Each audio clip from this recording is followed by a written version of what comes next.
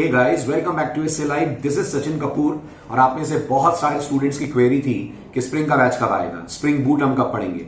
Wait is over now. 15 जून 9:30 से हमारा लाइव स्प्रिंग का बैच स्टार्ट हो रहा है, जिसमें हम स्प्रिंग भी पढ़ेंगे, स्प्रिंग बूट भी पढ़ेंगे और बहुत सारी सपोर्टिंग टेक्नोलॉजीज पढ़ेंगे। और मजा आने वाला है आपको, क्योंकि ये लाइव बैच होगा। डायरेक्ट मैं आपसे इंटरेक्ट करूंगा और आप स्प्रिंग, जो मोस्ट इंपॉर्टेंट फ्रेमवर्क है जावा के डोमेन में, आप उसको पढ़ रहे होंगे, उसको मास्टर कर रहे होंगे। और बेसिक से लेकर, स्प्रिंग के बेसिक लेवल से लेकर एडवांस लेवल तक जो कुछ भी चाहिए वो सब हम इस बैच में कवर अप कर रहे होंगे। आप में से जो लोग नहीं जानते, मैं आपको बता दूं दोस्तों, स्प्रिंग जावा के डोमेन का सबसे पॉपुलर, सबसे इंपॉर्टेंट फ्रेमवर्क है। अगर आपको जावा टेक्नोलॉजी में अपने करियर को आगे ले जाना है तो स्प्रिंग इज द फ्रेमवर्क जो आपको करना पड़ेगा। और खाली जावा ही क्यों, आप दुनिया की कोई भी लैंग्वेज ले लीजिए, हर लैंग्वेज दोस्तों फ्रेमवर्क के बिना इनकम्प्लीट है। हर लैंग्वेज में आपको फ्रेमवर्क्स मिलेंगे। जावास्क्रिप्ट में फ्रेमवर्क्स हैं, पाइथन में फ्रेमवर्क्स हैं। और ये कहते हुए बहुत अच्छा लग रहा है मुझे कि जावा टेक्नोलॉजी में फ्रेमवर्क्स बहुत पहले से हैं।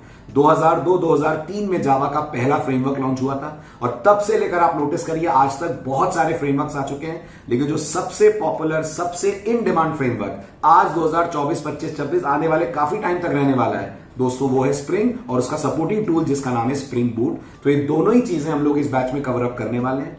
फिर भी मैं आपको एक बेसिक आइडिया दे दूं, क्योंकि मुझे ऐसा लगता है, बहुत सारे स्टूडेंट्स को ऐसा लगता है कि उन्होंने कोर जावा पढ़ ली तो उनकी जावा कंप्लीट हो गई है। दोस्तों, कोर जावा कंप्लीट नहीं कराती है। कोर जावा को स्टार्ट करती है। आपका जो पहला स्टेप होता है ना, पहला स्टेपिंग स्टोन होता है, वो आपका जावा की जर्नी में कोर जावा होता है। कोर जावा से जावा खत्म नहीं हो जाती, वहां से शुरू होती है। इसके बाद आप पढ़ते हैं जावा की बैकएंड टेक्नोलॉजीज, और जावा की बैकएंड टेक्नोलॉजीज में मोस्ट इंपॉर्टेंट, जैसा मैं बार बार कह रहा हूं, तो दोस्तों वो स्प्रिंग है। आज से 10 साल पहले, 15 साल पहले लोग फ्रेशर से फ्रेमवर्क्स नहीं मांगते थे, लेकिन आज आप नोटिस करिए, खास तौर पे कोविड के बाद से जॉब सिनेरियो इतनी जल्दी बदले हैं।